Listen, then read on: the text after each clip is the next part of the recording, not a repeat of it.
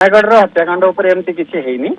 ଏଇଟା ମେନ୍ କଥା ହେଲା ମୁଁ କହିବା କଥା କି ଏଇଟା ସବୁଆଡେ ଯାହା ଯାହା ହେଇଥିଲା ମାନେ ଭାରତରେ ଯେତିକି ଚାଇଲ୍ଡର ଗୋଟେ ରେପ୍ ଉପରେ ଜିନିଷଟି ହେଇଛି ମୁଁ ସେଇ ଉପରେ ବିଷୟରେ କଥା ହେଇଛି କି ଚାଇଲ୍ଡ ରେପ୍ ଉପରେ ଆମେ ସିନେମାଟି କରାହେଇଛି ଯୋଉଟା ଗୋଟେ ଏକ୍ସାମ୍ପଲ ମୁଁ ଦେଇଥିଲି ଏମିତି ନୟାଗଡ଼ରେ ହେଇଥିଲା ମୁଁ ଶୁଣିଥିଲି।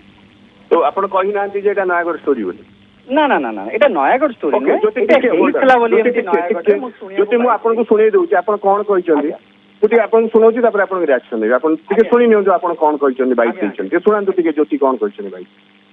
गोटे रियल स्टोरी उपरे सिनेमाटा होची जोटा परी हत्याकांड होता नयगढ़ से स्टोरीटा यहाँ स्टोरी अनसल्व मिस्ट्री अच्छी आज जाके ए सिनेमा कौन देखी आपण मैंने जब फिल्म जीवे देखा आपण मैंने निश्चय जापर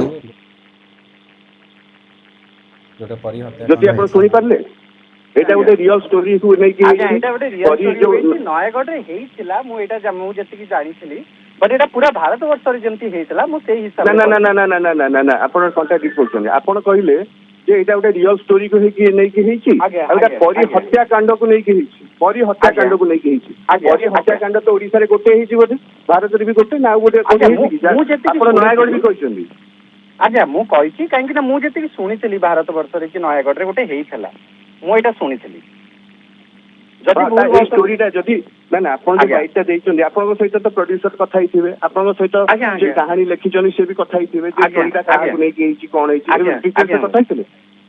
ଆଜ୍ଞା ଡିଟେଲରେ କହିଥିଲେ ଯେ ସେ କହିଥିଲେ ନା ନା ନା ନା ନା ନା ନୟାଗଡ଼ ଉପରେ ଏମିତି ପୁରା ମାନେ ଏମିତି ପୁରା ନୟାଗଡ଼ର ଜିନିଷଟି ଏମିତି ଶୁଣା ହେଇନି ଆମର ଯେମିତି ମାନେ ଆମର ଯଦି ଏକ୍ସାମ୍ପଲ ନିଆ ହୁଏ ଗୋଟେ ଗୋଟେ ଜିନିଷର ଯୋଉଠି ଯୋଉଠି ହେଇଥିଲା ସେଇ ହିସାବରେ ଆମେ କରିବା ପାଇଁ ଚେଷ୍ଟା କରିଛୁ।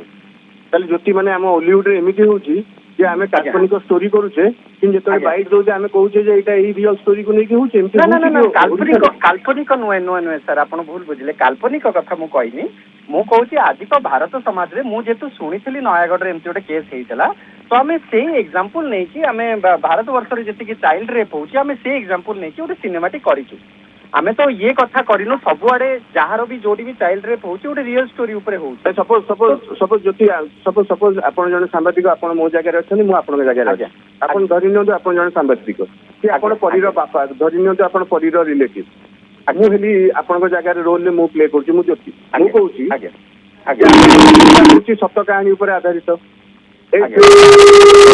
ଯୋଉ ପରୀ ହତ୍ୟାକାଣ୍ଡ ହେଇଥିଲା ସେଇ କାହାଣୀକୁ ନେଇକି ଫିଲ୍ମ ତିଆରି ହେଇଛି ଆପଣଙ୍କର ଆପଣ ତାର ସମ୍ପର୍କ ହିସାବରେ ଆପଣଙ୍କ ରିଆକ୍ସନ କଣ? ଗୋଟେ ସିନେମା ମାଧ୍ୟମରେ ଆମେ ଗୋଟେ ଭଲ ବାର୍ତ୍ତାଟା ଦବାକୁ ଯାଉଛୁ ଗୋଟେ ଭଲ ଜିନିଷଟି ଶିଖିବା ପାଇଁ ଯାଉଛୁ ତ ଗୋଟେ ଯୋଉ ଜିନିଷଟି ମୁଁ ଶିଖିଲି ସେ ସିନେମାରୁ ମୁଁ ସମସ୍ତଙ୍କୁ ସେ ବାର୍ତ୍ତାଟା କହିବାକୁ ଚାହୁଁଛି ଯାହା ଯୋଉଠି ଯୋଉଠି ଚାଇଲ୍ଡ ରେପ୍ ହଉଛି ମୁଁ ନୟାଗଡ଼ ଜିନିଷଟି ବି ଶୁଣିଥିଲି ତ ଏଇଟା ନ ହଉ ଏଇଟା ଗୋଟେ ମୁଁ ଗୋଟେ ଭଲ ବାର୍ତ୍ତା ଦବାକୁ ଚାହୁଁଛି ତ ଏଇ ଜିନିଷଟି ମାନେ ମୁଁ ମାନେ ଆକ୍ଚୁଆଲି ବୋଧେ ମୁଁ ଭୁଲ ବଶତଃ ଯଦି ବି କହିଦେଇଥିବି I am really sorry but ମୁଁ କହୁଛି ପୁରା ଭାରତ ବର୍ଷରେ କି ନୟାଗଡ଼ରେ ମୁଁ ଏଇ ଜିନିଷଟି ଶୁଣିଥିଲି ଏଇଟା ତ ବହୁତ ବର୍ଷ ହେଲାଣି ଏ କଥା ଆପଣ ମାନେ ମୁଭି କରୁଛନ୍ତି ଆୱାରନେସ ପାଇଁ it's a good thing but thing is that ତାଙ୍କ ବାପା ମା ରିଆକ୍ଟ କରୁଛନ୍ତି ଏବେ ବି ଅଛନ୍ତି ଅଶୋକ ବାବୁ ଯଦି ଆପଣଙ୍କର ଆପଣ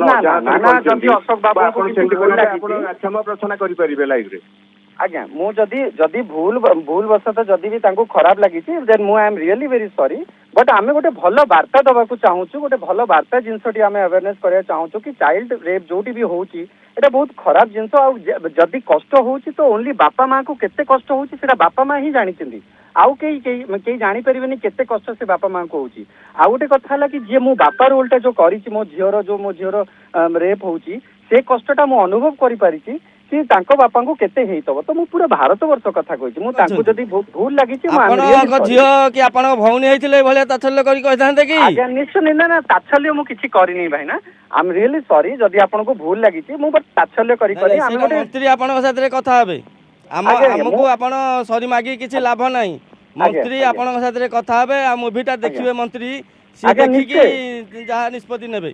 ଆଜ୍ଞା ନିଶ୍ଚୟ ନିଶ୍ଚୟ ଆମେ କିଛି ଖରାପ କାହାକୁ କହିନି ଆଜ୍ଞା ଏଟା ମନ୍ତ୍ରୀ କଲଚରାଲ ମିନିଷ୍ଟର ଦେଖିବେ ସିଏ ଦେଖିକି ସିଏ ଯାହା ନିଷ୍ପତ୍ତି ନେବେ। ଆପଣ ଭୁଲ ସ୍ୱୀକାର କରୁଛନ୍ତି? ନା ନା ଯଦି ଭୁଲ ବଶତଃ ଯଦି ମୁଁ କାହାକୁ ଖରାପ ଲାଗିଛି ମୋ କଥା ଆଇ ଏମ୍ ରିଏଲି ସରି। ନା ଖରାପ ଲାଗିନି ଆପଣ ଗୋଟେ ମୁଭିର ଯଦି ଲିଙ୍କ ନାହିଁ ଆପଣ କେମିତି କହିବେ ଯେ ଏଇଟା ସତ କାହାଣୀ ଉପରେ ଆଧାରିତ?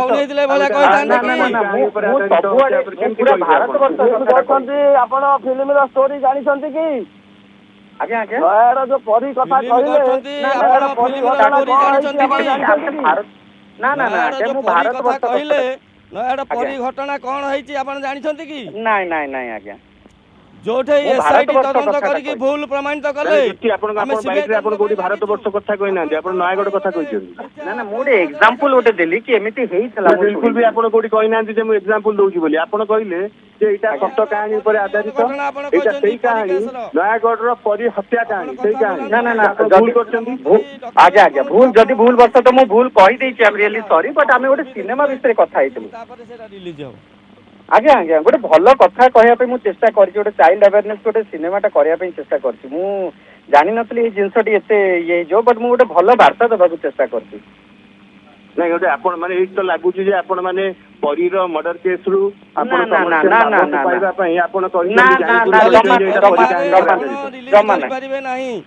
ଜମା ନୁହେଁ ଜମା ନୁହେଁ ଶୁଣନ୍ତୁ, ଗୋଟେ ମିନିଟ୍ ଦିଅନ୍ତୁ ପରୀ କହିବା ପାଇଁ। ନାଁରେ ଆପଣ ରିଲିଜ କରିପାରିବେ ନାହିଁ।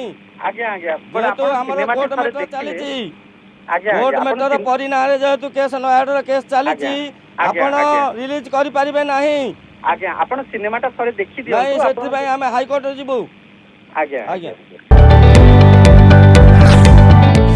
जदि आपंक आम भिडी भल लगा तेब आम चैनल को लाइक शेयर और सब्सक्राइब करने को जमा भी भूलु नहीं।